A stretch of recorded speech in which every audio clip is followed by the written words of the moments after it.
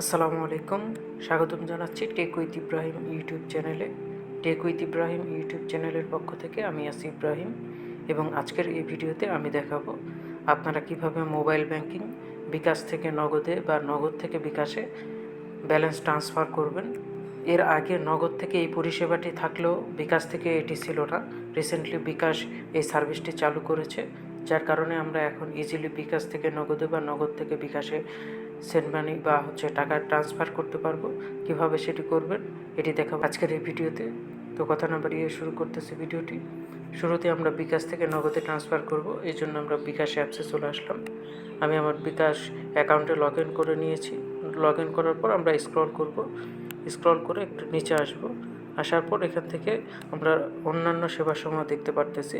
এটাতে আমরা রাইট সাইডে এখানে একটা স্লাইডার আছে, স্লাইডারে স্লাইড করে এখান থেকে আমরা দেখতে পারতেছি এনপিএসবি, এটাতে একটা ক্লিক করব।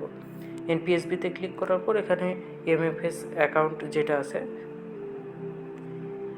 এইটাতে একটা ক্লিক করব। এটাতে ক্লিক করার পর এখানে বলতেছে যে এখনও কোনো এমএফএস অ্যাকাউন্ট অ্যাড করা হয় নাই, এই জন্য অ্যাকাউন্ট যোগ করণে যদি আমি ক্লিক করার পর এখান থেকে আমি যদি নগদে ট্যাপ করার পর আমাকে বলতেছে যে এখানে আমার ফেস স্ক্যান করতে। আমি যদি এখন এখানে ফেস স্ক্যান করি তাহলে আমি যদি ফেস স্ক্যান করি তাহলে আমার যে ভোটার আইডিতে যদি এটা রেজিস্ট্রেশন করা থাকে তাহলে আমাকে ফেস স্ক্যান করতে হবে। ফেস স্ক্যান করলে এটা অ্যাক্টিভ হয়ে যাবে এবং আমরা এখান থেকে নগদের আমার যে অ্যাকাউন্টে আপনি টাকাটা ট্রান্সফার করবেন সেই অ্যাকাউন্টে অ্যাড করে নিলে সেই অ্যাকাউন্টে আপনি সেন্ড মানি করতে পারবেন বা টাকা ট্রান্সফার করতে পারবেন। এরপর আমরা চলে যাই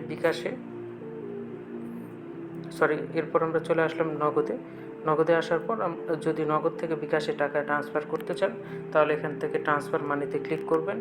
করার পর এখানে নিচে অপশন দেখতে পারতেন মোবাইল ওয়ালেট, এই মোবাইল ওয়ালেটে ক্লিক করবেন।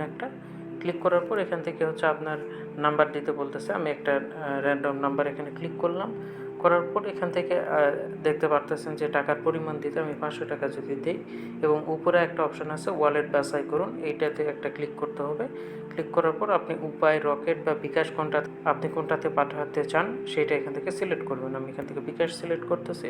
তাইলে এখন যদি আমি গিয়ে যদি পিন নাম্বার দিই তাহলে এটা বিকাশে এই অ্যামাউন্টটা ট্রান্সফার হয়ে যাবে। তো আজকের ভিডিওটি এ পর্যন্তই। ভিডিওটি যদি আপনার উপকারে আসে ভিডিওটি অবশ্যই একটি লাইক দিবেন, আমাদের চ্যানেলটি সাবস্ক্রাইব করতে ভুলবেন না।